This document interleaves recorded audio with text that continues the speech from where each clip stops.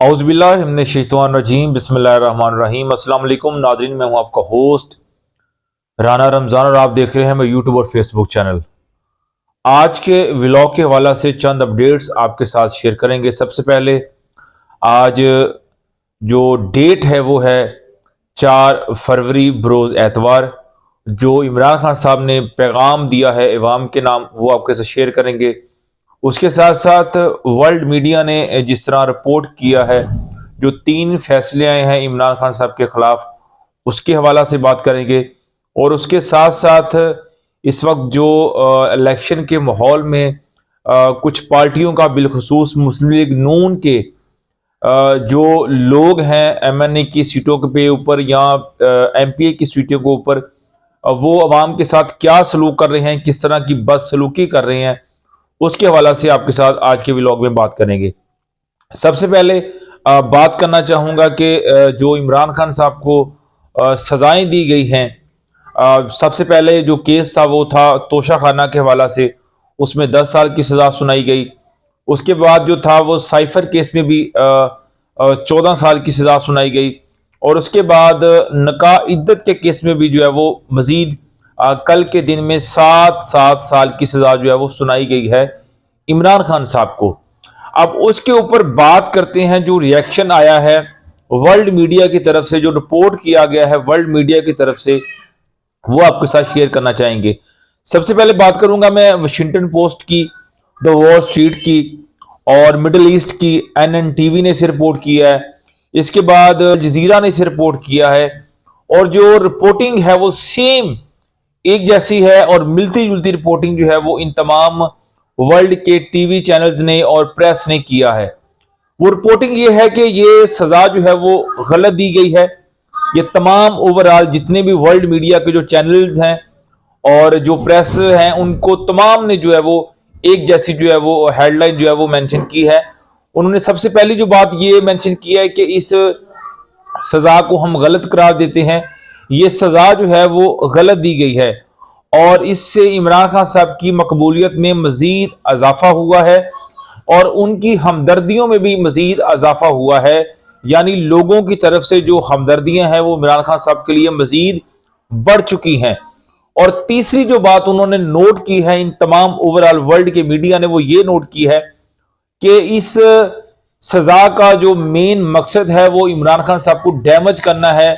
जो पाकिस्तान के अंदर इलेक्शन होने जा रहे हैं 2024 के, उसमें इमरान खान साहब को डैमेज करने की जो है वो कोशिश की गई है इन तीनों फैसलों में जो इमरान खान साहब को सजाएं सुनाई गई है। अब बात करते हैं कि पाकिस्तान में जो है वो पाकिस्तानी मीडिया जो है वो इस बात को किस तरह रिपोर्ट कर रहा है। तो वाज़ह तौर पे आप देख सकते हैं कि पाकिस्तान में जस्ट इसको एक खबर के लिहाज से जो है वो रिपोर्ट किया जा रहा है, किसी भी तरह का तजिया इसके ऊपर नहीं किया जा रहा आया कि ये लीगल था या अनलीगल है, क्या इमरान खान साहब के साथ ये जाती की गई है या कि ये फैसले जो है वो ऐन कानून के मुताबिक है। इसके ऊपर कोई भी बात करने को तैयार नहीं है। लेकिन वर्ल्ड मीडिया ने अपना जो सर्वे है, वर्ल्ड मीडिया ने अपना जो तजिया है, वो वाज़िया तौर पर ये लिखा है कि ये इमरान खान साहब के खिलाफ एक कानूनी कार्रवाई भी की गई है और इंतकामी कार्रवाई भी की गई है और जिसका फायदा जो है वो इमरान खान साहब को डायरेक्टली मिलेगा। और 8 फरवरी को जो आवाम का रिएक्शन है वो मजीद जो है वो इमाम के जो हमदर्दी है वो इमरान खान साहब के साथ जुड़ जाएगी। उसके साथ साथ बात करते हैं इस वक्त नून लीग के जो कुछ लोग हैं वो इमाम के साथ क्या रिएक्ट कर रहे हैं। सबसे पहले बात करूंगा शहर लाहौर के एक बहुत बड़े मंजे हुए सियासतदान है शेख रोहील साहब। वो अपनी कंपेन कर रहे थे, तो अपनी कंपेन के दौरान वो एक जगह पे तकरीर कर रहे थे, तो एक नौजवान ने जो है वो सवाल खड़ा किया कि जनाब आज आप हमारे पास आ गए हैं वोट मांगने के लिए, लेकिन हमारे घर में जो पानी आ रहा है वो पीने के काबिल नहीं है, उसमें गटरों का पानी शामिल है, उसमें गंदगी शामिल है, तो हम आपको वोट क्यों कास्ट करेंगे। तो इसके ऊपर जो है वो बहुत ज्यादा जो है वो गुस्से में आ गए। उन्होंने उस नौजवान को थप्पड़ भी मारे और बहुत ज्यादा बदतमीजी की। ये लहजा है, ये किरदार है इन लोगों का। यानी अगर आप सवाल उठाएंगे हकीकत के ऊपर, अगर आप सवाल उठाएंगे अपने हकूक के ऊपर, तो ये लोग सुनने को तैयार नहीं है, ये आपके साथ बदतमीजी करेंगे। इन लोगों के अंदर इंसानियत नहीं है, इन्होंने बल्कि इंसानियत का लबादा उड़ रखा है। असल इनके अंदर हवानियत है और जावनियत है, जिसकी बिना के ऊपर ये बिहेव करते हैं और आपके साथ जानवरों जैसा रिएक्ट करते हैं। तो ये फैसला अब आपने करना है कि इन लोगों का बंदोबस्त क्या होना चाहिए, क्या ये लोग आपके वोट के हकदार हैं या नहीं है, ये फैसला आपने करना है। अब इसी तरह बात करते हैं गजाली सलीम भट्ट साहब। ये एक रावी टाउन का एरिया है जिसमें वो एमपीए की सीट के ऊपर खड़े हैं। तो जैसा कि आपने एक वाकया सुना होगा कि हमदा शहबाज के ऊपर जो है वो तहरीक लब्बैक के कारकुन ने जो है वो जूता फेंका, जिसके बाद बदामी बाग के एरिया में मुस्लिम लीग नून की तरफ से गजाली सलीम भट्ट की तरफ से जो है वो फायरिंग की गई और एक नौजवान को जो है वो शहीद कर दिया गया, जिसके ऊपर किसी भी किस्म की कोई भी रिपोर्टिंग नहीं की जा रही। तमाम लोगों को खामोश रहने की तलकीन की जा रही है। यानी आप इस बात से अंदाजा लगा सकते हैं कि अगर कोई बंदा किसी भी किस्म की अपनी राय का या अपने गुस्से का इजहार करता है तो ये लोग किस तरह बिहेव करते हैं। तो आया कि ये इन लोगों का असल किरदार है जिसको आपने पहचानना है और पहचानने के बाद इनका जो हक है इनको देना है। क्या ये लोग आपके वोट के हकदार हैं या नहीं है, ये फैसला आप लोगों ने करना है।